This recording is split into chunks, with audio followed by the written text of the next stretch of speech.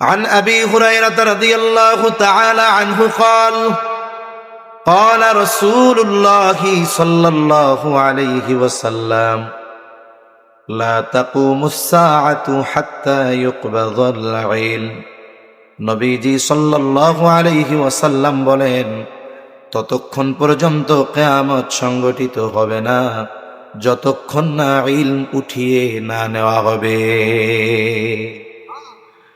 তার মানে কিয়ামতের আগে আল্লাহ তাআলা ইলম উঠিয়ে নিয়ে যাবেন। কোন পদ্ধতিতে আল্লাহ তাআলা ইলম উঠিয়ে নেবেন, এই বিষয়টাকে সামনে রেখে আমাদের গ্রাম অঞ্চলে মানুষেরা এক সময় বলতো যে আল্লাহ তাআলা কিয়ামতের আগে কোরআন হাদিস উঠায় নিয়ে যাবে। তবে বাস্তবতা হলো এমনটা নয়। কোরআনও থাকবে, হাদিসও থাকবে, এরপরেও আল্লাহ ইলম কিভাবে উঠায় নিবে। গ্রামের মানুষ এক সময় এই বিষয়কে সামনে রেখে বলতো যে ইমাম সাহেব সূরা ফাতিহা পড়ার জন্য ফজরের নামাজে তাকবীরে তাহরিমা বলবে, হাত বাঁধবে, সানা পড়বে, আউযু বিল্লাহ বিসমিল্লাহ পড়বে। এখন যেই সূরা পড়বে সেই সূরার নাম হলো ফাতিহা, কিন্তু দেখা যাবে ইমাম সাহেব সূরা ফাতিহা ভুলে গেছে। উনি দাঁড়ায় থাকবেন, মনে করবেন হয়তো আমাকে পেছন থেকে মুসল্লিরা স্মরণ করায় দিবে, কিন্তু অবস্থা তো এমন মুসল্লিরাও ভুলে যাবে। এইবার দীর্ঘ সময় পর ইমাম সাহেব নামাজ ছেড়ে দিয়ে মসজিদের তাক থেকে কোরআন হাতে নিয়ে সূরা ফাতিহা দেখতে যাবে, কিন্তু কোরআন খুলে দেখবে কোরআনের পাতাগুলোর মধ্যে কোনো লেখা নাই, সব পাতা সাদা হয়ে গেছে। এটা আগের মানুষ গল্পে বলতো যে এইভাবে এক রাত্রে আল্লাহ কোরআন উঠায় নিয়ে যাবে, অথচ বিষয়টা এমন নয়। বরং কোরআন লেখায় থাকবে, হাদিস লেখায় থাকবে, এরপরেও ইলম আল্লাহ কিভাবে উঠায় নিবেন। কোরআন আর হাদিস ইলমের উৎস, কোনো সন্দেহ নাই। তবে আল্লাহ তাআলা ইলমের হেফাজত করেন আলেমদের মাধ্যমে। আলেমদের মাধ্যমে আল্লাহ তাআলা ইলমের হেফাজত করেন। রাসূলুল্লাহ সাল্লাল্লাহু আলাইহি ওয়াসাল্লাম এই জন্য বলেন, আল্লাহ তাআলা বান্দার অন্তর থেকে একসাথে ইলম উঠায় নিবেন না। এমনটা হবে না যে সারা পৃথিবীর হাফেজে কোরআনেরা এক রাত্রে কোরআন ভুলে যাবে, মুফতি সাহেবেরা সব মাসলা মাসাইল ভুলে যাবে, মুহাদ্দিস সাহেবরা সব হাদিস ভুলে যাবে। এমনটা হবে না। তাহলে কেমনে আল্লাহ ইলম উঠায় নিবে? নবীজি বলেন, ওয়ালাকিন ইয়াকবিদুল ইলমা বিকবজিল উলামা, বরং আল্লাহ আলেমদেরকে উঠিয়ে নেওয়ার মাধ্যমে ইলম উঠায় নিয়ে যাবে। কোরআন থাকবে, হাদিস থাকবে, কোরআন হাদিস বোঝানোর মতো ব্যক্তি থাকবে না। সময়ের সাথে সাথে এই অবস্থা কমতে থাকবে, কারণ আজ থেকে অতীতে যারা ছিলেন তাদের কোরআন হাদিসের বুঝ যেমন ছিল, এখন যারা আছে তাদের তেমন না। আবার এনারা চলে যাবেন, এনাদের পরে যারা আসবে যোগ্যতায়, ইলমি বুঝ আর তাকওয়ায় তাদের চাইতে তারা হবেন নিচু। সময়ের সাথে সাথে এক সময় এই অবস্থাটা শূন্যের কোঠায় পৌঁছায়া যাবে। নবীজি বলেন, ওই সময়টাতে মানুষেরা জাহেলদেরকে ধর্মীয় নেতা হিসাবে গ্রহণ করবে, তাদের কাছে ফতোয়া জিজ্ঞাসা করবে, আর ওই জাহেল মন গড়া ফতোয়া দিয়ে দিবে। ফতোয়া জিজ্ঞাসাকারী আর প্রদানকারী উভয়ে পথভ্রষ্ট হয়ে যাবে। এজন্য কোরআন লেখায় থাকে। বরং এখন তো কোরআনুল কারীম আগের চাইতে আরো সুন্দর। আমরা ছোটবেলায় যে কোরআন পড়ছি, দেখা যাইতো অনেক সময় ছাপাখানার ভুলের কারণে কফ হয়ে যাইতো ফা, ফা হয়ে যাইতো কফ। যে জায়গায় একটা ফোঁটা পড়বে ছাপাখানার ভুলে দুইটা পড়ে গেছে। অথচ এখনের কোরআনগুলো কত সুন্দর, বাইন্ডিং করা, আবার কালার পেপার আলাদা আলাদা ভাবে কালার দেওয়া, বলে ওয়াজিব গুন্না হলুদ কালার, একফা গুন্না সবুজ কালার। পাতাগুলো নিউজ প্রিন্টের নয়, বলে এই পাতাগুলো পানিতে ভিজলেও কিছু হয় না। কিন্তু আফসোস, কোরআনের ছাপা লেখা চকচকা ঝকঝকা হয়েছে, কিন্তু বলেন তো সময়ের সাথে সাথে কোরআনের আমল কমেছে না বেড়েছে? চাকচিক্যতা বাড়ছে, আমল কমছে। নবীজি সাল্লাল্লাহু আলাইহি ওয়াসাল্লাম আর হাদিসে বলেন, ইউশিকু আন ইয়াতিয়া আলান নাসি জামান লা ইয়াবকা মিনাল ইসলামি ইল্লা ইসমুহু ওয়া লা ইয়াবকা মিনাল কুরআনি ইল্লা রাসমুহু মাসাজিদুহুম আমিরাতুন ওয়া হিয়া খারাবুম মিনাল হুদা। নবীজি সাল্লাল্লাহু আলাইহি ওয়াসাল্লাম বলেন, অচিরে এমন এক জামানা আসবে, এমন এক সময় আসবে যখন ইসলাম শুধু নামে থাকবে। মানুষকে যদি জিজ্ঞাসা করা হয় তোমার ধর্ম কি, তোমার দিন কি, বলবে ইসলাম। নিজের পরিচয় দিবে আমি মুসলিম, কিন্তু শুধু নামেই থাকবে মুসলিম। পরিচয় দিবে ধর্ম ইসলাম, কিন্তু ইসলামের নাম গন্ধ মানুষের মধ্যে থাকবে না, ইসলামী অনুশাসন থাকবে না। ব্যক্তি থেকে নিয়ে রাষ্ট্র, সংসার থেকে নিয়ে সংসদ, কোথাও ইসলাম নাই। আছে? ব্যক্তিগত জীবনেও তো ইসলাম নাই। ইসলামের কিছু বিষয় আছে ব্যক্তি নিজে মানবে, কিছু বিষয় আছে বাস্তবায়নের জন্য শরীয়ী শাসন দরকার, সেটা একদিকে রাখলাম। কিন্তু ব্যক্তিগতভাবে যে বিষয়গুলো মানার সুযোগ আছে, আমরা ইসলামের ওই বিষয়গুলোও ঠিক মতো মানি না। এরপরে নবীজি বলেন, ওয়ালা ইয়াবকা মিনাল কুরআনি ইল্লা রাসমুহু। ইসলাম থাকবে না, নামে থাকবে, কোরআন থাকবে, বলে শুধু লেখায় থাকবে, কিন্তু কোরআনের আমল মানুষের মধ্যে থাকবে না। আমল তো এক পাশে রাখেন, একটা সময় তো প্রত্যেকটা ঘরে সকালবেলায় সন্ধ্যাবেলায় কোরআনের তিলাওয়াত হতো, কিন্তু আফসোস এখন সকাল সন্ধ্যায় কোরআনের তিলাওয়াত আমাদের ঘরগুলাতে নাই। আমরা ছোটবেলায় দেখছি, তখন কারেন্ট ছিল না, মোবাইল ইন্টারনেট কিচ্ছু ছিল না, এক ভালো জীবন ছিল তখন। সকালবেলায় মানুষেরা তাড়াতাড়ি ঘুমায় যাইত, এশার নামাজের পর লম্বা ঘুম। দেখা যাইত সুবহে সাদিকের 1-1.5 ঘন্টা আগে মানুষের ঘুম ভেঙে যাইত। মহিলারা উঠে যাইত, উঠান ঝাড়ু দিয়ে পরিষ্কার করত, বাহির বাড়ি রাস্তাটাও ঝাড়ু দিয়ে দিত। এখনো সুবহে সাদিকের বাকি 40 মিনিট, আধা ঘন্টা। এবার বাড়ির পুরুষদেরকে ঘুম থেকে উঠা দিত। পুরুষেরা উঠে অজু করে, মহিলারা পুরুষেরা তাহাজ্জুদের সালাতে দাঁড়ায় যাইত। এখন তো ঘরের মধ্যে তাহাজ্জুদ এটা কল্পনা, অথচ একটা সময় ছিল প্রত্যেকটা মুসলমানের বাড়িতে তাহাজ্জুদ এটা স্বাভাবিক এক ইবাদত ছিল। নারী পুরুষ তাহাজ্জুদের সালাতে দাঁড়ায় যাইত, যায় নামাজে অপেক্ষমান। ইতিমধ্যে মসজিদ থেকে আজানের আওয়াজ, মহিলারা ওই অবস্থায় ফজরের নামাজ শেষ করে ফেলত। আর পুরুষেরা বাড়ির অন্যান্য যারা ছিল সবাইকে ডেকে মসজিদে নিয়ে যাইত। মক্তব আর এই নামাজের জন্য প্রস্তুতি নিয়ে আমরা বের হয়ে যাইতাম। ফজরের নামাজ পড়ে আমরা মক্তবে, আর বাড়ির পুরুষেরা ফজরের পরে তাসবিহ তাহলিল শেষ করে বাড়িতে চলে আসতো। মধ্যে লম্বা একটা সময় আজান থেকে নিয়ে, এই সময়ের মধ্যে মহিলাদের নামাজ শেষ, কোরআন তিলাওয়াত শেষ। এইবার তারা হালকা নাস্তা, চা, মুড়ি, গুড় মুড়ি নিয়ে বাড়ির অন্যান্য পুরুষদের জন্য অপেক্ষায় থাকত। এইবার সকালের হালকা নাস্তা করবার পর মহিলারা সংসারের অন্য কাজে ব্যস্ত হয়ে যাইত।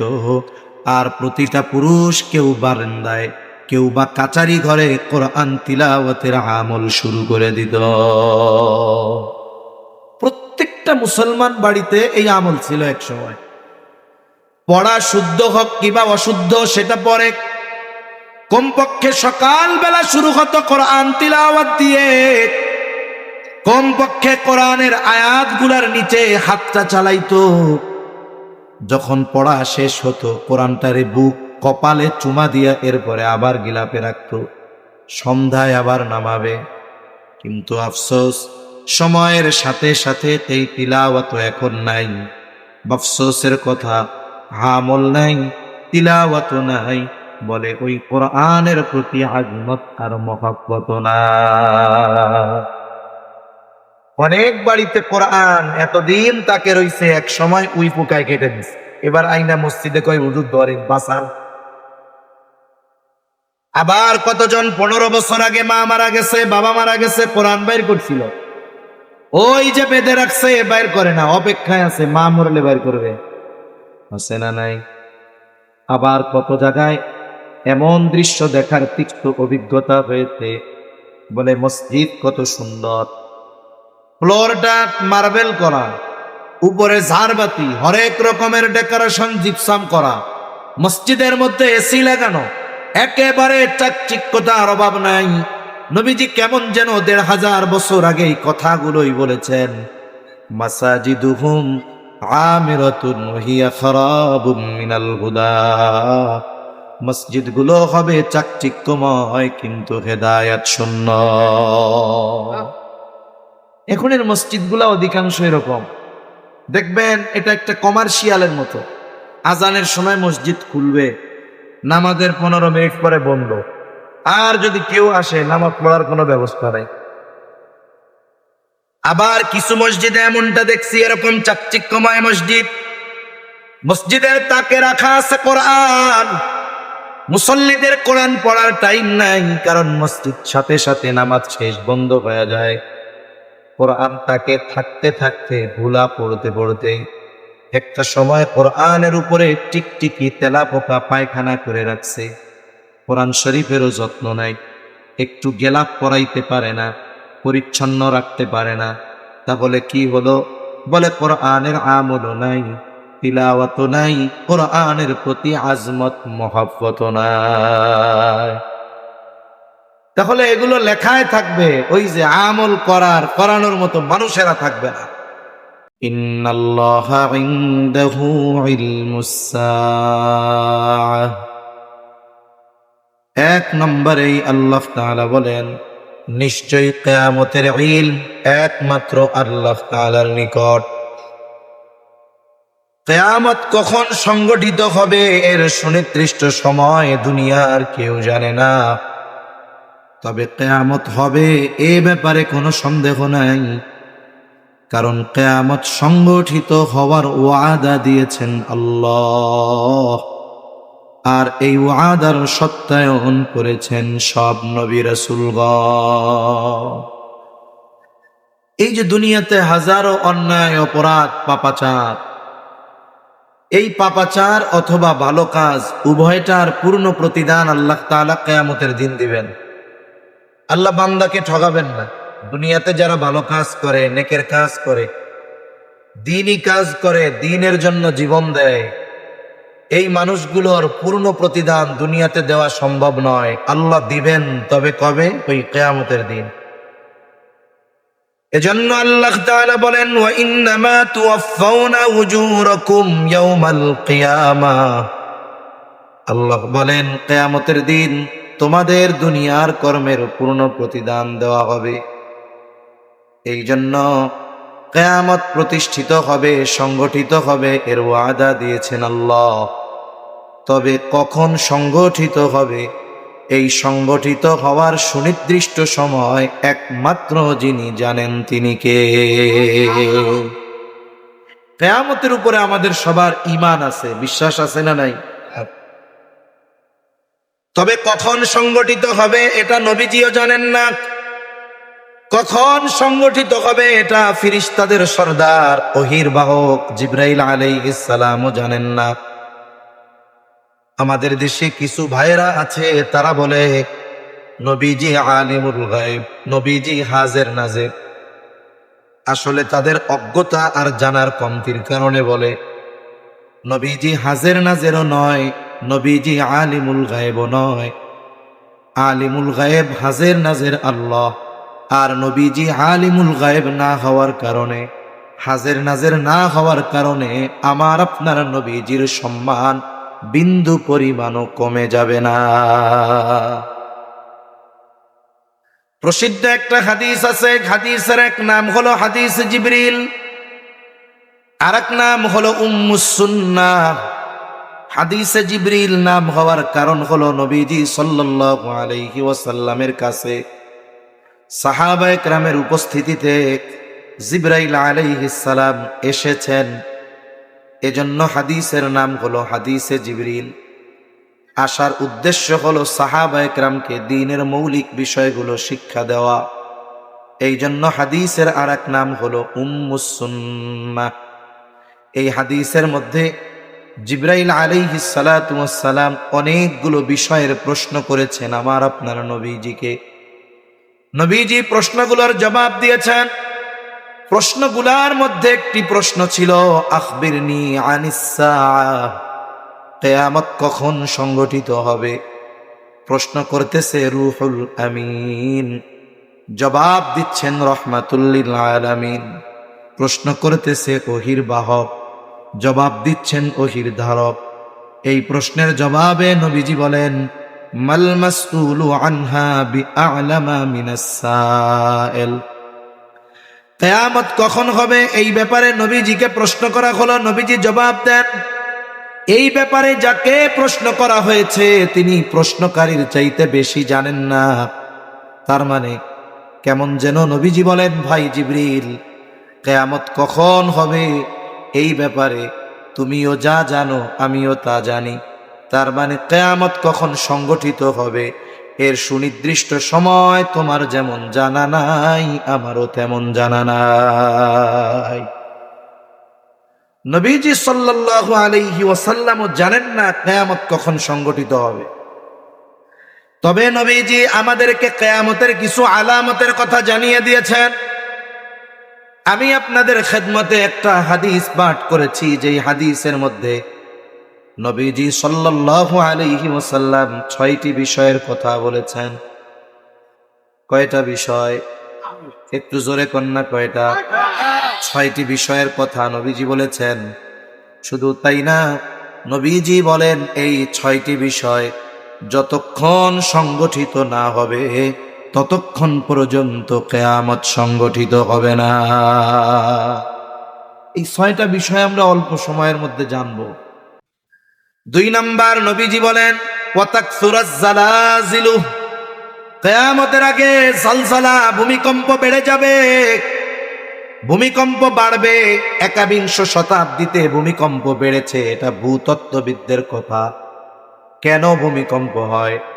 ভূতত্ত্ববিদরা বলে টেকটনিক প্লেটের নড়াচড়ার কারণে হয়। টেকটনিক প্লেটের নড়াচড়া, চাপ বা ঘর্ষণের কারণে ভূমিকম্প হয়। পৃথিবীতে প্রতিনিয়ত ভূমিকম্প হয়। ভূতত্ত্ববিদরা বলে প্রতিনিয়ত ভূমিকম্প হয়, ডেলি 50,000-এর উপরে। তবে মাত্রা কম। কেন? ধাক্কা আস্তে, ঘর্ষণ আস্তে, চাপ আস্তে। তবে মাঝে মধ্যে কয়েক সেকেন্ডের জন্য চাপটা একটু বেশি, ধাক্কাটা একটু বেশি, ঘর্ষণটা একটু বেশি। তখন কি হয়? বলে এই যে কয়েক সপ্তাহ আগে যেই ভূমিকম্প হয়েছে, মোটামুটি বিল্ডিং এর মধ্যে যারা ছিল তারা টের পেয়ে গেছে। ভূমিকম্প জমিনে সংগঠিত একটি বিপর্যয়, মুসিবত। এটা এমন এক বিপর্যয় যে দুনিয়ার সারা প্রযুক্তি মিলেও এটার পূর্বাভাস দেওয়ার ক্ষমতা রাখে না। স্বাভাবিক যখন কোনো বড় ঝড় হবে, এর আগে আবহাওয়াবিদরা সতর্কতা দেয় আমাদের। কেন? বলে স্যাটেলাইট আবহাওয়ার অবস্থা নির্ণয় করে আমাদেরকে একটা সতর্কতা দেয়। কি বলে? বলে এই ঘূর্ণিঝড়টা বঙ্গোপসাগর থেকে 1000 মাইল দক্ষিণে অবস্থান করতেছে বা 1000 কিলোমিটার দক্ষিণে। গতিবেগ কত? বলে বাতাসের গতিবেগ ঘন্টায় 100 কিলোমিটার। এখন ওই উত্তর থেকে দক্ষিণে যদি বাতাস প্রবাহিত হয় তাহলে উপকূলে আসতে ওই ঘূর্ণিঝড়টার সময় লাগবে 10 ঘন্টা। কয় ঘন্টা? বাতাসের দিক এবং গতি এই দুটো বিষয়কে নির্ণয় করে তখন ওই আবহাওয়াবিদরা বলে যে বঙ্গোপসাগর থেকে 100 মাইল দক্ষিণে, 100 কিলোমিটার দক্ষিণে আছে, বাতাসের গতিবেগ ঘন্টায় 100 কিলোমিটার। এই হিসাবে আগামীকাল সকাল 10টা নাগাদ এটা উপকূলে আঘাত হানতে পারে। এরকম খবর শুনছেন না আপনারা? এজন্য উপকূলে অবস্থানকারী সকলকে 7 নম্বর সতর্কতা সংকেত দেখাতে বলা হয়েছে। উপকূলে বসবাসকারী সকলকে নিরাপদে সরিয়ে নিতে বলা হয়েছে। এই মুসিবতের একটা সময় পাওয়া যায়, আল্লাহ তাআলা জ্ঞান দিছেন, এই জ্ঞানকে কাজে লাগিয়ে। কিন্তু ভূমিকম্প এটা এমন এক মুসিবত, বিপর্যয়, বলে সংগঠিত হওয়ার 1 সেকেন্ড আগেও কেউ জানে না যে এখন ভূমিকম্প হবে। এই অবস্থা, এমন এক বিপর্যয় কেন হয়? ভূতত্ত্ববিদরা বলে টেকটনিক প্লেটের নড়াচড়া বেড়ে যাওয়ার কারণে। টেকটনিক প্লেটের নড়াচড়া বাড়ে কেন, এই জবাব তাদের কাছে নাই। এ জবাব দিয়েছেন আল্লাহ। কে? জোরে বলেন, আরো জোরে, কে? আল্লাহ তাআলা বলেন, যাহারাল ফাসাদু ফিল বাররি ওয়াল বাহরি বিমা কাসাবাত আইদিন নাস লিয়ুযীকাহুম বা'দাল্লাযী আমিলু লাআল্লাহুম ইয়ারজিউন। আল্লাহ তাআলা বলেন, জলে স্থলে যত ধরনের বিপর্যয় হয়, সব বিপর্যয় এগুলো মানুষের হাতের কামাই। তার মানে এগুলো হওয়ার কারণ হলো আমাদের পাপ। আল্লাহ তাআলা বলেন, বান্দারে, যেই পরিমাণ পাপ তোমরা করো সেই পরিমাণ শাস্তি আমি আল্লাহ তোমাদের দেই না। যেই পরিমাণ পাপ আমরা করি, যদি ওই পরিমাণ শাস্তি আসতো তাহলে পৃথিবীতে আবার একটা মহাপ্লাবন হয়ে যেত। আল্লাহ বলেন, লিউযীকাহুম বা'দাল্লাযী আমিলু, আমাদের পাপ সমূহের থেকে সামান্য পাপের সামান্য কিছু স্বাদ আল্লাহ আমাদের আস্বাদন করায়। সামান্য পাপের শাস্তি আল্লাহ আমাদের আস্বাদন করা, এটা অতি সামান্য। তবে যেই শাস্তি আল্লাহ দেন, এটা আমাদেরকে মেরে ফেলার জন্য দেন না। কেন দেন? আল্লাহ তাআলা বলেন, লাআল্লাহুম ইয়ারজিউন। এই যে শাস্তি দেওয়া হয়, পানিতে কি হয়? বলে জলোচ্ছ্বাস হয়, সিডর হয়, আয়লা হয়, লায়লা হয়। স্থলে কি হয়? বলে ভূমিকম্প, ভূমিধস, অতিবৃষ্টি, অনাবৃষ্টি, অতি খরা। কেন হয়? আল্লাহ বলেন, লাআল্লাহুম ইয়ারজিউন। এই যে শাস্তি আল্লাহ সাধন করা, এটার উদ্দেশ্য হলো বান্দা যেন পাপের পথ পরিহার করে আল্লাহর পথে প্রত্যাবর্তন করে। যেমন একজন ছাত্র যদি অন্যায় করে, শিক্ষক তাকে শাস্তি দিল অন্যায়ের কারণে, বাবা শাস্তি দিল সন্তানকে অন্যায়ের কারণে। দেখা গেল শাস্তি দেওয়ার পরে ওই অন্যায় ছাড়ে নাই, আরো বাড়াইছে।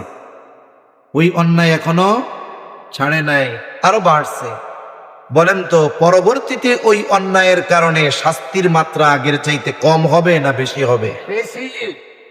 আল্লাহ তাআলা বলেন, বান্দা কেন শাস্তি আস্বাদন করাইলাম? লাআল্লাহুম ইয়ারজিউন, যাতে করে তোমরা প্রত্যাবর্তন করো, পাপের পথ থেকে ফিরো, গুনার পথ থেকে ফিরো, শয়তানের পথ থেকে ফিরে যেন তোমরা আল্লাহর পথে চলে আসো, এই জন্য।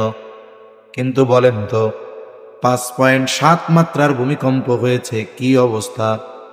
আমি তখন ঢাকার মধ্যে, মনে হইতেছিল এখনই ছাদ আমার উপরে পড়ে যাবে। খাট কাঁপতেছিল, শোকেসগুলো বাড়ি খাচ্ছিল, বাহিরে মানুষের আর্তনাদ, চিৎকার, সব মানুষ ভয়ে বের হয়ে আসছে। মনে হচ্ছিল যেন কিয়ামত হয়ে গেছে, এমন এক অবস্থা। তাহলে আল্লাহ এই পরিস্থিতি কেন সৃষ্টি করলেন? যাতে আমরা আল্লাহর দিকে ফিরি।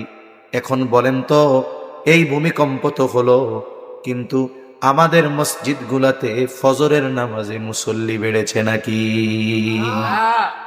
আল্লাহ তো দিছিলেন যে মসজিদমুখী হও, এই জন্য। চায়ের দোকানে অহেতুক আড্ডা কমেছে নাকি? মানুষের উপরে জুলুম, অত্যাচার, এগুলো কমেছে নাকি? বলে না না, কিছুই কমে নাই, বরং আমরা তো দেখি আরো বাড়ে। তাহলে মনে রাখবেন, 5.7 মাত্রার ভূমিকম্প যদি আমাকে মসজিদে না আনতে পারে, যদি আমাকে পাপের থেকে ফেরাতে না পারে, অপেক্ষায় থাকতে হবে এরপরে যেটা আসবে সেটার মাত্রা আগের চাইতে আরো বাড়বে। ভূমিকম্প বাড়বে, কিয়ামতের আগে পাপাচার বাড়বে, এজন্য। তবে হ্যাঁ, পাপের আধিক্যতা যখন হবে, তখন ভালো মানুষ যারা পাপাচারে লিপ্ত নয়, তারাও হয়তো ধ্বংস হয়ে যাবে। নবী যখন বলতেছিলেন এই কথা, সাহাবায়ে কেরাম বলেন, ইয়া রাসূলুল্লাহ, আমাদের মধ্যে ভালো মানুষ থাকার পরেও আমরা ধ্বংস হয়ে যাব? ভালো মানুষ থাকবে, এরপরেও ধ্বংস হব কেন? নবীজি বলেন, পাপের আধিক্যের কারণে। তবে হ্যাঁ, যারা ভালো কাজ করে, নেকের কাজ করে, আল্লাহর পথে আছে, দ্বীনের পথে আছে, যদি পাপের আধিক্যর কারণে শাস্তি আসেও মারাও যদি যায়, সে আল্লাহর কাছে বলতে পারবে, আল্লাহ আমি নিজে ভালো কাজ করেছিলাম, আমার অধীনস্থদেরকে ভালো কাজের আদেশ করেছিলাম, আয় আল্লাহ আমার এই শক্তি ছিল না, ক্ষমতা ছিল না সমাজ থেকে পাপ দূর করা, রাষ্ট্র থেকে পাপ দূর করা, কিন্তু আপনি যতটুকু ক্ষমতা দিয়েছেন আমি চেষ্টা করেছি, হয়তো এই কারণে কিয়ামতে নাজাত পাওয়া যেতে পারে। এজন্য ভূমিকম্পের কারণ যেটা পাপ, আমাদের দ্বারা যেন এটা সংগঠিত না হয়, আল্লাহ তৌফিক দান করেন। 3 নম্বর নবীজি বলেন ওয়ায়াতাকারাবাজ জামান, কিয়ামতের আগে সময় সংকুচিত হয়ে যাবে। নবীজি আর এক হাদিসের মধ্যে বলেন কিয়ামতের আগে সময় সংকুচিত হবে, আখিরুজ জামানে এক যুগকে 1 বছরের মতো মনে হবে, 1 বছরকে মাসের মতো মনে হবে, মাসকে সপ্তাহের মতো মনে হবে, সপ্তাহকে দিনের মতো মনে হবে, দিনকে 1 ঘন্টার মতো মনে হবে, ঘন্টাকে মিনিটের মতো মনে হবে, আর মিনিটকে আগুনের স্ফুলিঙ্গ তথা সেকেন্ডের মতো মনে হবে। মুফাসসিরিন মুহাদ্দিসিনে কেরাম বলেন এর দ্বারা উদ্দেশ্য হলো কিয়ামতের আগে সময় বরকত শূন্য হয়ে যাবে, সময় থেকে আল্লাহ বরকত তুলে নিবেন। এজন্য এখনো মনে হয় কালকে আগামীকাল জুমাবার না, আমার মনে হচ্ছে আমি 2 দিন আগে জুমা পড়েছি, ঘন ঘন জুমাবার আসতেছে, সময় বরকত শূন্য হয়ে গেছে। কেন? জাস্টিস মুফতি তকি উসমানী দামাত বরকাতুহুমুল আলিয়া সময়ের মূল্যায়ন নিয়ে এক বয়ানে উনি বলেন, আমরা ছোটবেলায় স্কুলে পড়ছি, ভ্যালু অফ টাইম কম্পোজিশন ছিল ইংরেজিতে, সময়ের মূল্য। মাদ্রাসায় পড়ছি কিমাতুল ওয়াক্ত, সময়ের মূল্য। এই যে সময়ের মূল্য, সময়টা হলো রাবারের মতো। মনে করেন এটা 10 ইঞ্চি, কয় ইঞ্চি? একটু কথা কন, সজাগ আছেন? তাকবীর দেন তো, নারায়ে তাকবীর, আরো জোরে নারায়ে তাকবীর, মাশাআল্লাহ। এটা মনে করেন 10 ইঞ্চি, কয় ইঞ্চি? এটা একটা রাবার, মনে করেন এটা একটা কি রাবার। এটার যদি আমি টান দেই এটা হবে 100 ইঞ্চি।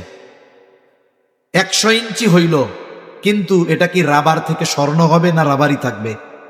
তার মানে বোঝা গেল সময় হলো এমন এক জিনিস রাবারের মতো, মানুষ তার কর্মের মাধ্যমে এটারে 100 ইঞ্চি বানায় ফেলতে পারে, মানুষ তার কর্মের মাধ্যমে এটারে 10 ইঞ্চি বানায় রাখতে পারে। এজন্য সময় তো লম্বা হয় তখন, বরকতময় হয় তখন যখন মানুষ সময়টাকে নেকের কাজে অতিবাহিত করে।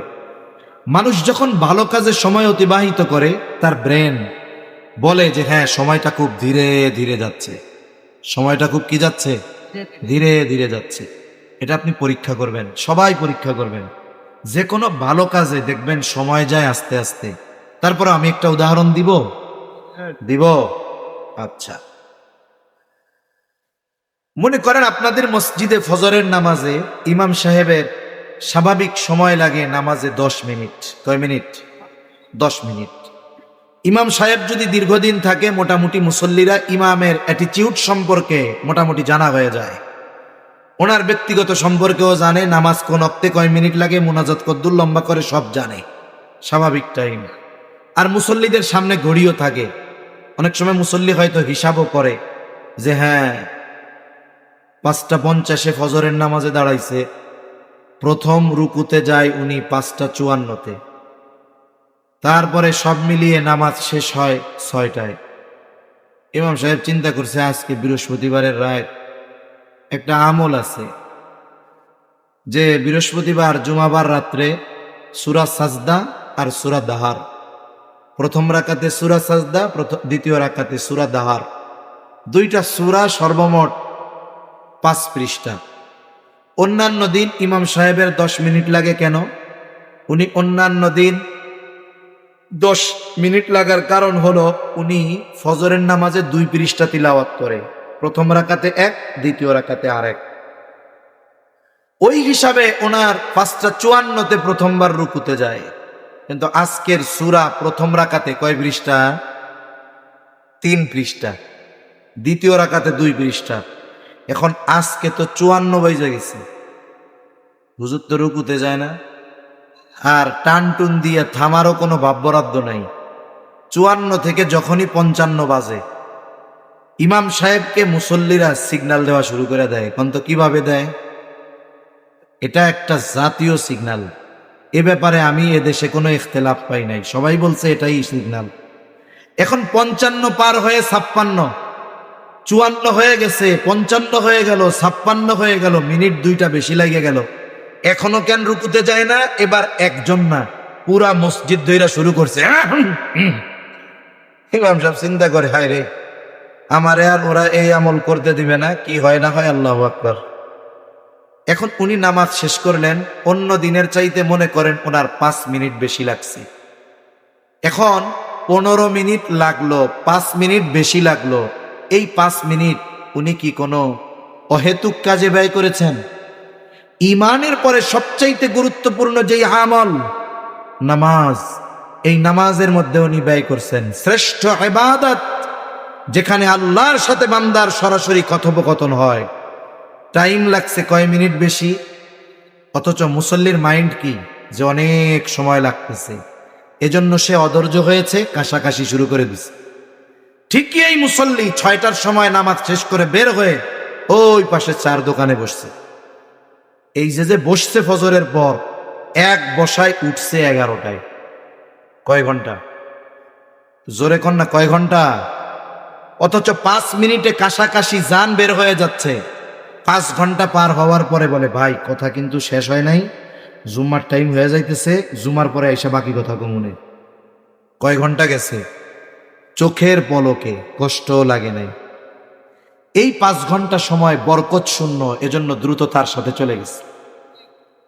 মুসল্লিকে যদি ইমাম সাহেব বলে একটু ফজরের পরে কোরআন তিলাওয়াত করেন, ইয়াসিন সূরাটা পড়েন, যেহেতু সূরাটা মোটামুটি 5 পৃষ্ঠার কাছাকাছি, যখনই 1 পৃষ্ঠা 2 পৃষ্ঠা পড়ে, এবার মুসল্লির গলা ব্যথা, জিহ্বা ব্যথা, মাজা ব্যথা, কোমর ব্যথা, চোখের ব্যথা সব শুরু হয়ে যায়।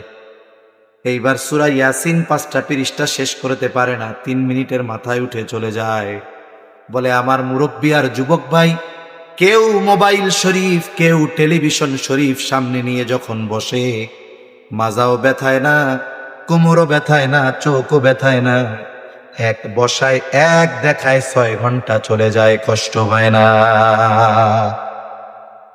খেলা দেখতেছে, খেলতেছে, ঘন্টা পার হয়ে গেছে, এত পরিশ্রম করে খেলতেছে ফুটবল, ক্রিকেট, গিরা ব্যথায় না? নামাজে কেরাত বেশি হইলে একটু গিরা ব্যথানো শুরু হয়ে যায়। কি বুঝতেছেন? ওই সময়গুলো অহেতুক গুনার কাজে, এজন্য দ্রুততার সাথে চলে যাচ্ছে। আল্লাহ প্রদত্ত যত নেয়ামত আছে এই দুনিয়ায়, সবচাইতে দামি নেয়ামত গুলার মধ্যে অন্যতম দামি নেয়ামত হলো হায়াত, সময়।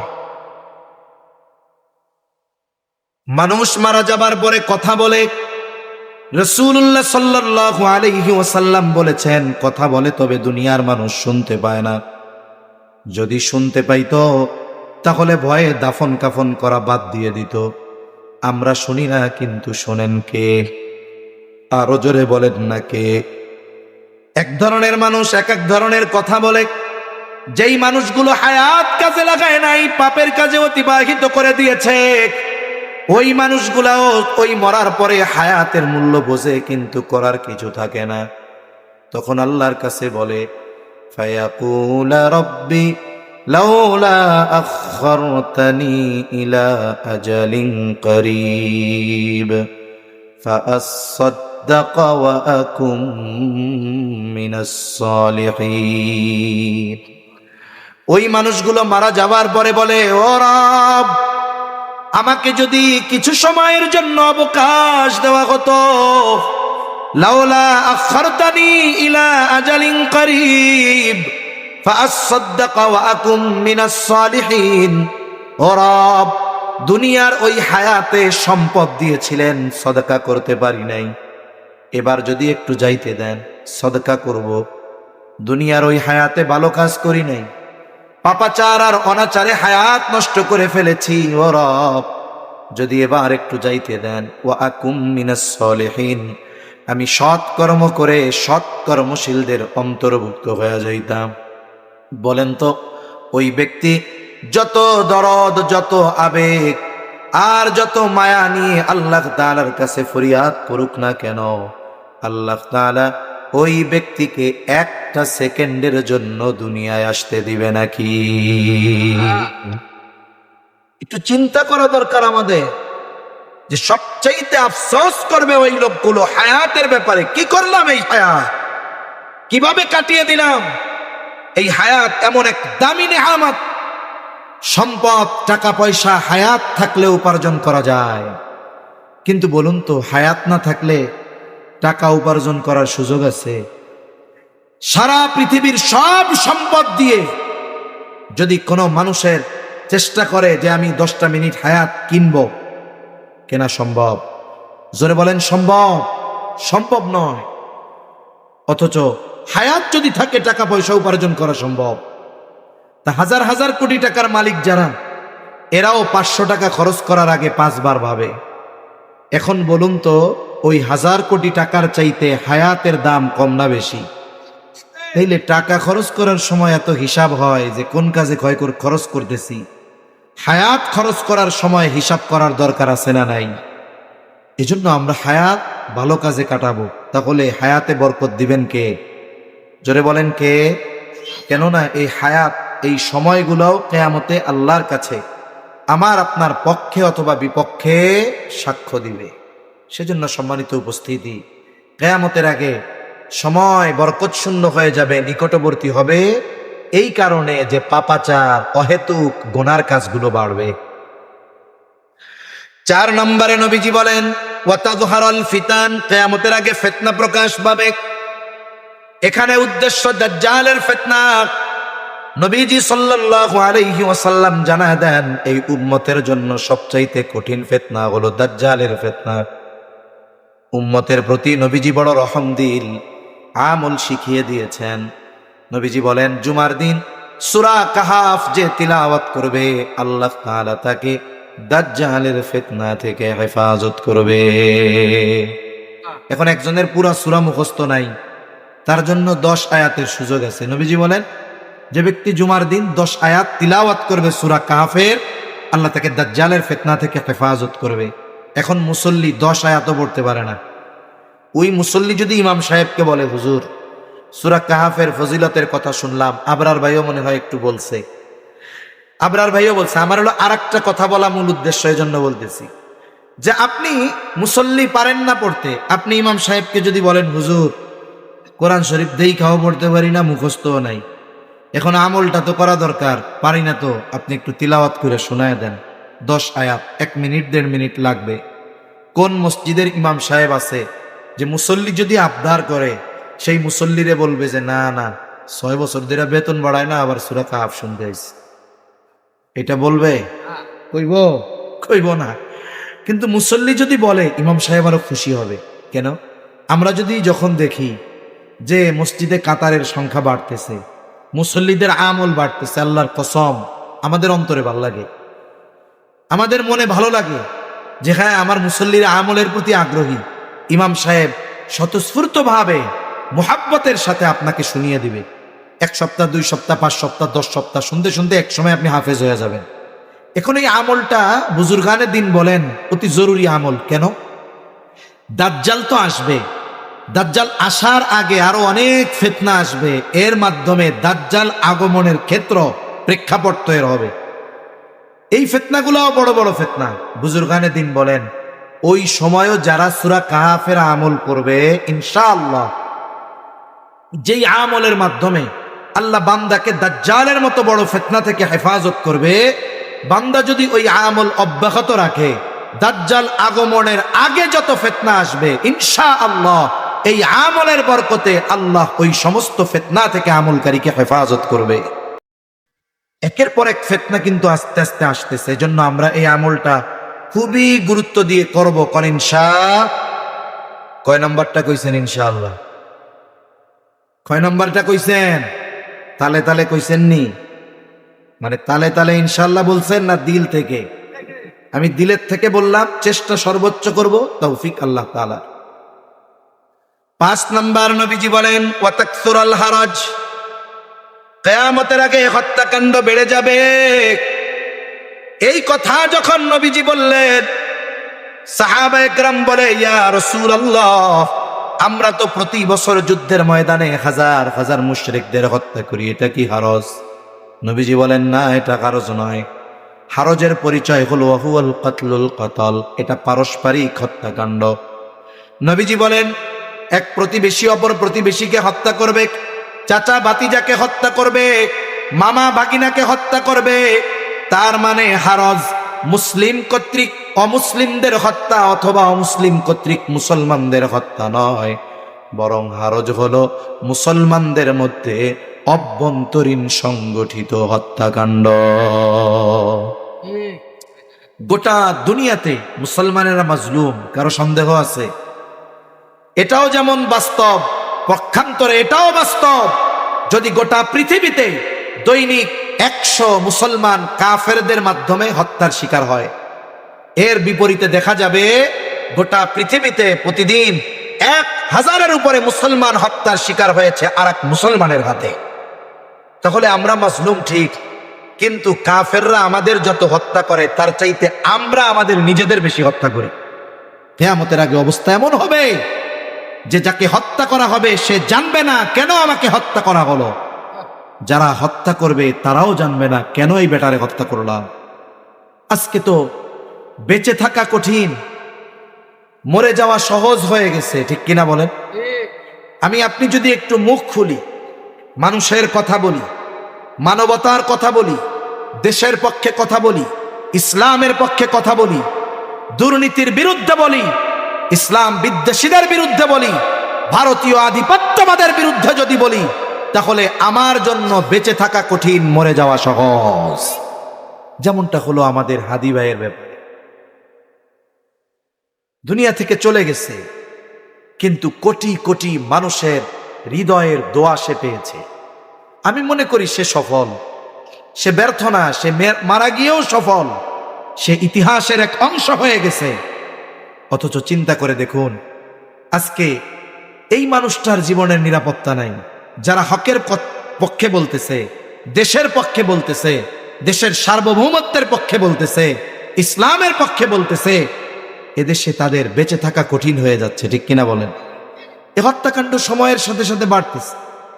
ব্যক্তিগত কারণে, পারিবারিক কারণে, সামাজিক কারণে, অর্থনৈতিক কারণে, রাজনৈতিক কারণে, প্রভাব প্রতিপত্তি বিস্তারকে কেন্দ্র করে নিজের ক্ষমতাকে পাকাপোক্ত করার জন্য পথ ক্লিয়ার করার কারণে একের পর এক হত্যাকাণ্ড আছে না নাই? অথচ চিন্তা করুন, আমরা মুসলমান। নবীজি বলেন, সিবাবুল মুমিনি ফুসুকুন ওয়া কিতালুহু কুফ, মুমিনকে গালি দেওয়া ফাসিকি, হত্যা করা কুফরি। বলে এই হত্যা এমন পাপ, অন্যায়ভাবে একজন মুসলমানকে হত্যা করা, এটা গোটা পৃথিবীর মানুষকে হত্যা করার মতো এক পাপ। অথচ এই হত্যাকাণ্ড আমাদের কাছে সহজলভ্য হয়ে গেছে। রাসূল আকরাম সাল্লাল্লাহু আলাইহি ওয়াসাল্লাম জানিয়ে দেন, সিবাবুল মুমিনি ফুসুকুন ওয়া কিতালুহু কুফ, মুমিনকে গালি দেওয়া ফাসিকি, হত্যা করা কুফরি। হত্যা করা বহুদূর, গালি দেওয়া বহুদূর। আমরা যারা আছি, যারা শুনতেছি, করজোরে আপনাদের কাছে বলি, আপনি যদি মুমিন হন, ওয়াদাবদ্ধ হন, আমি আমার আরেক মুসলমান ভাইকে জাগতিক কোনো কারণে অন্যায়ভাবে কথার দ্বারাও কষ্ট দিব না। আরে ভাই, দল আলাদা আলাদা হোক, এটা একটা রাজনৈতিক সৌন্দর্য। সবাই যদি এক দলের হয়, যেমনটা পতিত সরকার চেয়েছিল, পতিতে যারা ছিল তারা কি চাইছে? সবাই আমার দলের হয়ে যাক, তাহলে রাষ্ট্র চলবে? কথা বলেন, রাষ্ট্র চলবে? রাষ্ট্র চলবে না। দল অনেক হবে, এটা একটা রাজনৈতিক সৌন্দর্য। এখন যে যে দল করুক, যে বিএনপি করে, যে জামাত করে, ইসলামী আন্দোলন করে, খেলাফত করে, যে যে দল করুক, যদি মুসলমান হয়, প্রত্যেক দলের সদস্য যারা, তাদের রব কে? নাকি প্রত্যেক দলের রব আলাদা আলাদা আছে? প্রত্যেক দলের সদস্য যারা, তাদের নবী কে? মুহাম্মাদুর রাসূলুল্লাহ সাল্লাল্লাহু আলাইহি ওয়াসাল্লাম। প্রত্যেক দলের যদি তারা ইমানদার হয়, কালিমাওয়ালা হয়, প্রত্যেকের কালিমা লা ইলাহা ইল্লাল্লাহ মুহাম্মাদুর রাসূলুল্লাহ। ও ভাই, তাহলে কেন আপনি এক কালিমার দাবিদার ভাইয়ের গায়ে হাত তোলেন? কেন আপনি তাকে বকা দেন? কেন আপনি তাকে হত্যা করেন? অথচ রাসূল আকরাম সাল্লাল্লাহু আলাইহি ওয়াসাল্লাম বলেন, ইবাদত করে আবেদ হওয়া যায়, মুসলমান হওয়া যায়। আর আল্লাহ তাআলা বলেন নাই যে ওয়ালা তামুতুন্না ইল্লা ওয়া আনতুম আবেদুন, তোমরা আবেদ না হয়ে মরো না, এটা বলছে আল্লাহ? আল্লাহ বলেছেন ওয়ালা তামুতুন্না ইল্লা ওয়া আনতুম মুসলিমুন, তোমরা মুসলমান না হয়ে মৃত্যুবরণ করিও না। একেবারে অল্প সময় শেষ করে দিব ইনশাআল্লাহ। এখন মুসলমান কিসের দ্বারা হওয়া যায়? নবীজি সাল্লাল্লাহু আলাইহি ওয়াসাল্লাম বলেন, আল মুসলিমু মান সালিমাল মুসলিমুনা মিন লিসানিহি ওয়া ইয়াদিহি। নবীজি বলেন, প্রকৃত মুসলমান হলো সে যার জবান আর হাতের অনিষ্ট থেকে অপর মুসলমান থাকে নিরাপদ। আমি তাহাজ্জুদ পড়ি, আমি আওয়াবিন পড়ি, ইশরাক পড়ি, কিচ্ছু ছাড়ি না, কোরআন তিলাওয়াত করি, কিন্তু আমি মুসলমান ভাইকে বকা দেই, অন্য সব বাদ, কথার দ্বারাই কষ্ট দেই, তাহলে আমি প্রকৃত মুসলমান হতে পারি না। আর যে ব্যক্তি তাহাজ্জুদ পড়ে দৈনিক রাতে 70 রাকাত, কিন্তু তাদের হাতে মুসলমানদের রক্তে তাদের হাত রঞ্জিত হয়, ওই রকম তাহাজ্জুদ কোটি রাকাত পড়লেও কোনো দাম নাই, ঠিক কিনা বলেন? ভোর রাত্রে উঠে আমি জায়নামাজ খুঁজি, কিন্তু আমার প্রত্যক্ষ নির্দেশে মানুষের উপরে মরণঘাতী অস্ত্রের ব্যবহার হয়, আমার নির্দেশে হাজার হাজার কিশোর যুবককে প্রাণ দিতে হয়, শিশুকে প্রাণ দিতে হয়। আল্লাহর কসম, ওই রকম জায়নামাজ খোঁজা আর তাহাজ্জুদের দাম আল্লাহ তাআলার কাছে না। নবীজির কাছে দুইজন মহিলার ব্যাপারে খবর আসছে। একজনের ব্যাপারে বলা হলো, ইয়া রাসূলুল্লাহ, এই মহিলা এমন কোনো আমল নাই, করে না, কোনো আমল সে ছেড়ে দেয় না, ফরজ, ওয়াজিব, সুন্নতে মুআক্কাদা, নফল, আওয়াবিন, ইশরাক, চাষ, আইয়াম বিজের সিয়াম, সোম বৃহস্পতিবারের রোজা, সকাল সন্ধ্যার জিকির আজকার, কোরআন তিলাওয়াত, মহিলা কোনো কিছুই ছাড়ে না। সারাদিন তার ইবাদতে অতিবাহিত হয়, কিন্তু একটা সমস্যা, সে তার প্রতিবেশীর সাথে একটু খারাপ আচরণ করে। আরেকজন মহিলা বলে, যা না করলে নয়, এর বেশি করে না, সারাদিনে শুধু ফরজ, ওয়াজিব, সুন্নতে মুআক্কাদা, এর বাইরে নফল কোনো ইবাদত নাই, নামাজ নাই, তিলাওয়াত নাই, জিকির আজকার নাই, নফল কোনো রোজা নাই, কিন্তু সে তার প্রতিবেশীর সাথে ভালো আচরণ করে। ইয়া রাসূলুল্লাহ, এই দুই মহিলার মধ্যে কে উত্তম? নবীজি যে বেশি ইবাদত করে তার কথা বলেন নাই, নবীজি বলেন যেই মহিলা তার প্রতিবেশীর সাথে ভালো আচরণ করে ওই মহিলা উত্তম। তাহলে ইবাদত দিয়ে উত্তম হওয়া যায় না, আখলাক দিয়ে উত্তম হওয়া যায়। এর জন্য আমরা ইবাদত যতটুকু না করলেই নয়, করব, কিন্তু মানুষের সাথে আখলাক, আচার আচরণ, ব্যবহার, এগুলোকে উন্নত করব, করেন ইনশাআল্লাহ। 6 নাম্বার, নবীজি বলেন, হাত্তা ইয়াকসুরা ফীকুমুল মালু ফায়াফিদু। কিয়ামত ততক্ষণ পর্যন্ত সংগঠিত হবে না যতক্ষণ না মানুষের মাল সম্পদ উপচিয়ে না পড়বে। মুহাদ্দিসিনে কেরাম বলেন, এই অবস্থা হবে ঈসা আলাইহিস সালামের পুনরাগমনের পর। ওনার প্রথম মূল আগমন হয়ে গেছে, এরপরে হবে পুনরাগমন। কখন? বলে দাজ্জাল আসবে যখন। ঈসা আলাইহিস সালাম দাজ্জালকে হত্যা করবে, এরপরে তিনি গোটা পৃথিবীতে ইসলামের দাওয়াত দিবেন।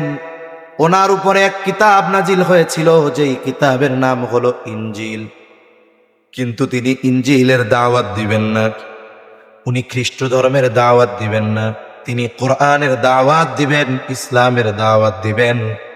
ওনার সময় এই দাওয়াত গোটা পৃথিবীর আনাচে কানাচে ছড়িয়ে পড়বে। একজন ব্যক্তিও গোটা পৃথিবীর মধ্যে অমুসলিম থাকবে না। এমনটা হবে না দিলে একটা মুখে আর একটা, এমন না, একেবারে ইমানদার মুত্তাকি হবে, তার অন্তর আর জবানের সাথে মিল থাকবে। আর আল্লাহর ওয়াদা, ওয়ালাউ আন্না আহলাল কুরা আমানু ওয়াত্তাকাউ লাফাতাহনা আলাইহিম বারাকাতিম মিনাস সামাই ওয়াল আরদ। আল্লাহ তাআলা বলেন, যদি ওই জনপদের অধিবাসীরা ঈমান আনে আর মুত্তাকি হয়ে যায়, আমি অবশ্যই তাদের জন্য আসমান আর জমিনের বরকতের দরজাগুলো খুলে দিব। যারা কৃষি কাজ করেন, মুরব্বী যারা আছেন তারা বুঝবেন, একটা সময় কিন্তু জমিনে এত সার ওষুধ লাগতো না, ওই রকম খরচই ছিল না।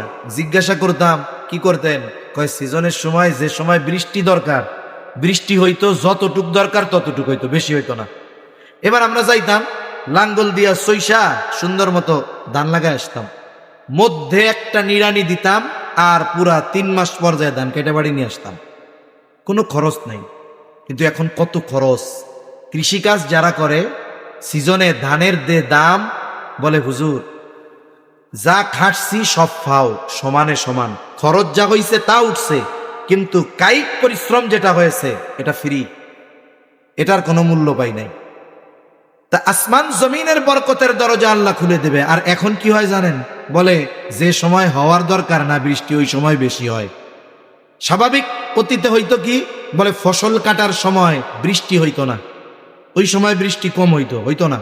আর এখন কি হয়, একজনের ধান মোটামুটি ভালো হইছে, পাকছে, নিয়ত করছে আগামীকাল 20 জন লোক নিয়ে ধানগুলো কেটে আনবো, রাতে এই চিন্তা করতেছে সকালে কাজ করবে, সন্ধ্যার সময় লোকজন ঠিক করে আসছে। এখন দেখা যায় রাত 12টার সময় হঠাৎ করে গুড় গুড় আওয়াজ শুরু হয়েছে মেঘের। মনে মনে কি আল্লাহ রে, কি হবে আল্লাহ জানে। বৃষ্টি তো হইছে, কয় সাথে শিলাও পড়ছে। এখন বলেন তো, পাকা ধানের উপরে যদি শিলা বৃষ্টি হয়, পরের দিন দান আনা বহুদূর, খেয়াড়া নাই তো ঝামেলা। মানে যে টাইমে দরকার না ওই টাইমে হয় যখন এমন হয় একবারে প্লাবিত হয়ে যায়। কিন্তু আল্লাহ বলেন অবশ্যই আসমান জমিনের বরকতের দরজা খুলে দিব, জমিন উর্বর হয়ে যাবে, আসমান থেকে রহমতের বৃষ্টি বর্ষিত হবে, মানুষের এত পরিমাণ সম্পদ হবে যে মানুষের মন চাইবে যদি একটু সদকা করতে পারতাম, তবে গোটা পৃথিবী খুঁজে সদকা নেওয়ার মতো একজন মানুষও পাওয়া যাবে না। সুবহান। নবীজি বলেন এই অবস্থা যতক্ষণ না হবে কিয়ামত সংগঠিত হবে না। তাহলে আমরা এবার আয়াতের দিকে যাই, তরজমা করে মূল কথাগুলো বলে কথা শেষ। আল্লাহ তাআলা ওই আয়াতে 5টি বিষয়ের কথা বলেছিলেন। কয়টা? কিয়ামত কখন সংগঠিত হবে, আল্লাহ বলেন নিশ্চয়ই কিয়ামতের ইলম সংগঠিত হওয়ার সুনির্দিষ্ট সময়ের জ্ঞান একমাত্র কার কাছে? আল্লাহর কাছে। নবীর কাছেও নাই, জিবরাইল আলাইহিস সালামের কাছেও নাই। নবীজি আলামত বলেছেন, অনেক আলামতগুলোর মধ্যে থেকে আমরা একটা হাদিসের আলোকে 6টি বিষয়ের কথা জানলাম। 2 নম্বর আল্লাহ বলেন ওয়ায়ুনাজ্জিলুল গায়থ, তিনি বৃষ্টি নামান।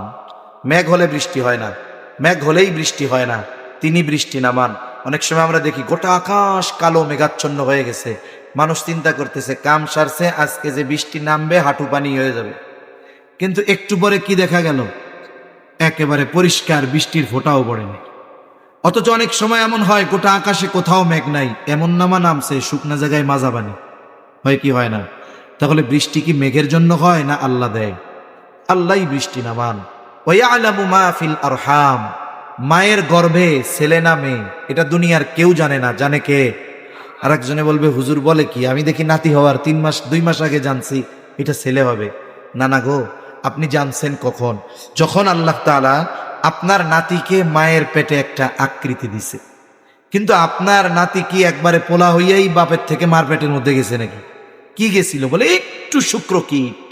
আল্লাহ তাআলা এটাকে কুদরতি প্রসেসিংয়ে এটারে এক সময় বানাইছেন রক্তপিণ্ড, এক সময় ছিল মাংসের টুকরা। বলেন তো দুনিয়ার কোন বিজ্ঞান আর আল্ট্রাসোনোগ্রাফি মেশিন আছে যে ওই রক্তের পিণ্ড আর মাংসের টুকরা রিচার্জ করে বলবে এটা ছেলে হবে না মেয়ে হবে? আছে? নাই। এরপরে আল্লাহ তাআলা বলেন ওমা তাদরি নাফসুম মাযা তাকসিবু গাদা, কেউ জানে না আগামীকাল সে কি উপার্জন করবে। এজন্য মানুষের বর্তমান যে অবস্থা 2 ধরনের হয়। জাগতিক হিসাবেই ধরেন, একটা মানুষ টাকা পয়সাওয়ালা হয়, সম্পদওয়ালা হয়, পদবিওয়ালা হয়, পাওয়ার থাকে অনেক। এগুলো দিছে কে? যেহেতু আল্লাহ দিছে এই নেয়ামত, ওই ব্যক্তির কি করতে হবে? শকর। কি করতে হবে? সে হবে শাকের, কৃতজ্ঞতা প্রকাশকারী, যে না আমার রব আমারে দিছে। কিন্তু আফসোস, যাদের এগুলো থাকে অধিকাংশ সময় এরা শকর করে না, এরা ফখর করে। অহংকার, এবড়া আমার কি আছে জানোস, টাকা পয়সার অভাব আছে আমার, আমি জানোস কোন দলের লোক, আমি আমার পদ জানোস। তার মানে এগুলোর দ্বারা সে কি শকর করে না ফখর করে? অহংকার করে।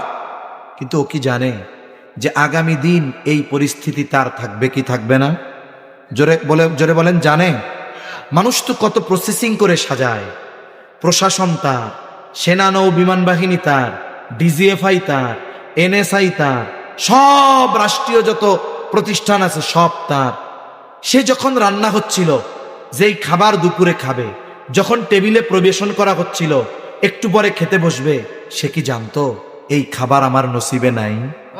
জোরে বলেন জানতো? অথচ এই খাবার সে খাইতে পারে নাই, অথচ সব সিস্টেম তার ছিল। এটা থেকে শিক্ষা নেওয়া দরকার ছিল আমাদের, যে এই অবস্থার পরেও সে থাকতে পারে নাই। রাতটা ভাত টেবিলের উপরে পরিবেশন করা ভাত সে খেতে পারে নাই, আল্লাহ তাআলা সিস্টেম পাল্টায়া দিছে। এজন্য আগামীকাল আজকের যেই ক্ষমতা, আজকের যেই প্রভাব প্রতিপত্তি থাকবে কি থাকবে না, এর কোনো নিশ্চয়তা আছে? এজন্য যার আছে তিনি শুকরিয়া আদায় করেন। এই পাওয়ার ক্ষমতা টাকা পয়সা দিয়ে আপনি জালেম হইয়েন না, কারণ জালেমের পরিণতি কি হয় কোরআনেও আছে, আমাদের দেশের ইতিহাসেও লেখা হয়ে গেছে। আর এক মানুষের অবস্থা কি হয় বলে, তার অবস্থা খুব খারাপ, অভাবে আছে, কষ্টে আছে, নামাজ কালাম পড়ে, অভাবেও আছে। আবার কি কয় জানেননি? কয় আল্লাহ আপনি দুনিয়া আর কাউরে পান নাই, সব আমারই দেন, এই গরিব আমি, অসুস্থতা আমার, হলো না তো। আপনাকে আল্লাহ মুসিবত দিয়েছে, আপনি সবর করবেন। যার আছে শকর, যার নাই সবর। সবরের সাথে সাথে দোয়া করেন, আল্লাহ এই পরিস্থিতি আমার জন্য কষ্টকর, আপনি আল্লাহ আমাকে এই পরিস্থিতি থেকে উত্তরণ করেন। কারণ সেও জানে না, আজকে হয়তো আল্লাহ তারে কষ্টে রাখছে, কালকে হয়তো তাকে সিংহাসনে বসায় দিতেও পারে। এরপরে আল্লাহ তাআলা বলেন, ওমা তাদরি নাফসুম বিআইয়ি আরদিন তামুত, কেউ জানে না কোন জমিনে তার মৃত্যু হবে। আমাদের প্রত্যেকের মৃত্যুর সময় এবং স্থান সুনির্ধারিত। দেখুন আমরা কি আশা করেছিলাম, আমাদের হাদি ভাইয়ের গুলি লাগছে, আমরা দাবি করছি, সবাই বলছে যে বাংলাদেশ থেকে, ঢাকা মেডিকেল থেকে এবার কেয়ারে নেওয়া হইল, সবাই দাবি তুলল উন্নত চিকিৎসার জন্য সিঙ্গাপুর নেওয়া হোক। আমরা আশা করছি সিঙ্গাপুর গেলে হয়তো তিনি আল্লাহ চাইলে ফিরে আসবে বেঁচে। কিন্তু কি হলো, ওই সিঙ্গাপুরের জেনারেল হসপিটালের ওই কেবিনে আল্লাহ তাআলা ওনার মৃত্যু লিখে রাখছিল, ওই জায়গায় ওনার মৃত্যু লেখা ছিল, এজন্য ওইখানে আল্লাহ ওনারে নিয়ে গেছে। আমাদের প্রত্যেকের মৃত্যুর সময় এবং স্থান সুনির্ধারিত, আমি আপনি কিন্তু জানি না, তবে সুনির্ধারিত। এজন্য কি উচিত, দুনিয়ার এই সামান্য হায়াতে অহংকার না করে, ফখর না করে, মানুষকে শত্রু না বানিয়ে, মানুষের দোহা পাওয়ার পাত্র হওয়ার চেষ্টা করেন। আরে ভাই, এই যে হাদি ছেলেটা তো আমাদের কোনোদিন চা খাওয়ায় নাই, আমাদের কোনোদিন চা খাওয়ায় নাই, দেখাও হয় নাই, কিন্তু তার দেশের জন্য, ইসলামের জন্য, মানুষের কল্যাণের জন্য তার যেই বলিষ্ঠ কণ্ঠস্বর, এই আওয়াজ যার কানে পৌঁছিয়েছে, তার হৃদয়ে যদি কপটতা না থাকে, অপবিত্রতা না থাকে, ওই রকম প্রত্যেকটা মানুষ হাদির জন্য দোয়া করেছে, ঠিক কিনা বলেন? অনেক মায়েরা কান্না করেছে, অনেক বাবারা কান্না করেছে, অনেক মানুষ এমনও বলেছে আল্লাহ আমাকে নিয়ে যান, তাও ছেলেটারে ফিরাইয়া দেন, আমারে দিয়ে তো দেশের কিছু হবে না, কিন্তু ওর কথা, ওর আওয়াজ, এর দ্বারা মানুষের কল্যাণ হবে, দেশের কল্যাণ হবে। এজন্য জীবনটা এমন ভাবে গড়েন যেন মারা যাওয়ার পরে আশেপাশের মানুষকে জানাজার মাঠে জোর করে বলাইতে না হয় যে লোকটা ভালো ছিল। মানুষ মনে করে, আমাদের দেশে আছে এই প্রচলন যে জানাজার আগে সবাই দিয়ে কয় লোকটা কেমন ছিল, কয় ভালো। কেমন ছিল? ভালো। কেমন ছিল? ভালো। মনে করে এই যে সবাই ভালো কইছে, ওর জন্য জান্নাতুল ফেরদাউস ওয়াজিব হয়ে গেছে, সারা জীবন করছে আকাম কুকাম আর মানুষেরটা মেরে গেছে। ঠিক কিনা বলেন? আমার আপনার এই প্রতিশ্রুতিতে কাজ হবে না। এজন্য জীবনটা এমন গড়েন, কাউরে কিছু বলা লাগবে না, জিজ্ঞাসা করা লাগবে না, ও যায় নামাজে বসে এমনিই আমার জন্য দোয়া করবে। এরকম যদি আমরা গড়তে পারি হায়াতটাকে, এটাই আমাদের সফলতা, ঠিক কিনা কোন? তাই 5টি বিষয় মাফাতিহুল গায়েব, বিশেষ করে কিয়ামত সম্পৃক্ত বিষয় নিয়ে আমরা একটু আলোচনা করলাম। কিয়ামত সংগঠিত হওয়ার সাথে সবচাইতে বেশি সম্পৃক্ত পাপের। আল্লাহ তাআলা আমাদেরকে যেন সকল ধরনের পাপ থেকে বেঁচে থাকার তৌফিক দান করে। সাথে সাথে আমার মৃত্যুতে কেউ যেন আলহামদুলিল্লাহ না বলে, এমন কাজ যেন আমার মাধ্যমে না হয়। যে আমাকে চিনে জানে, আমার মৃত্যুতে যেন কমপক্ষে আল্লাহর কাছে বলে যে আল্লাহ মানুষটা ভালো ছিল, তারে আপনি মাফ করে দিয়েন। এমন জীবন গঠনের চেষ্টা করব তো ইনশাআল্লাহ। আমরা জাগতিক কারণে কোনো মুসলমান ভাইকে কষ্ট দিব না, জাগতিক কারণে কোনো মুসলমান ভাইকে কথার দ্বারাও কষ্ট দিব না। তবে হ্যাঁ, দ্বীনের ব্যাপারে আমার বাপও যদি হয় ছাড় দেওয়া হবে না। আল্লাহ তাআলা আমাদেরকে দুনিয়ার এই হায়াত কাজে লাগিয়ে আখিরাতের পাথেও সংগ্রহ করার তৌফিক দান করেন, আমিন। ওয়া আখিরু দাওয়ানা আনিল হামদুলিল্লাহি রাব্বিল আলামিন। দুরূদ শরীফ পড়ি আমরা। আল্লাহুম্মা সাল্লি আলা মুহাম্মদ ওয়া আলা আলি মুহাম্মাদিন কামা সাল্লাইতা আলা ইব্রাহিম ওয়া আলা আলি ইব্রাহিম ইন্নাকা হামিদুম মাজিদ। اللهم بارك على محمد وعلى آل محمد كما باركت على إبراهيم وعلى آل إبراهيم إنك حميد مجيد. الحمد لله رب العالمين والعاقبة للمتقين والصلاة والسلام على خير خلقه محمد وعلى آله وأصحابه أجمعين. ربنا ظلمنا أنفسنا وإن لم تغفر لنا وترحمنا لنكونن من الخاسرين. ربنا آتنا في الدنيا حسنة وفي الآخرة حسنة وقنا عذاب النار. ربنا لا تزغ قلوبنا بعد إذ هديتنا وهب لنا من لدنك رحمة إنك أنت الوهاب. وأفوض أمري إلى الله إن الله بصير بالعباد. حسبنا الله ونعم الوكيل نعم المولى ونعم النصير. اللهم حاسبنا حسابا يسيرا اللهم حاسبنا حسابا يسيرا. اللهم إنك عفو كريم تحب العفو فاعف عنا. رب العالمين গভীর রাত পর্যন্ত দ্বীনি আলোচনার পর গুনাহ মাখা হাত আমরা তুলে ধরেছি।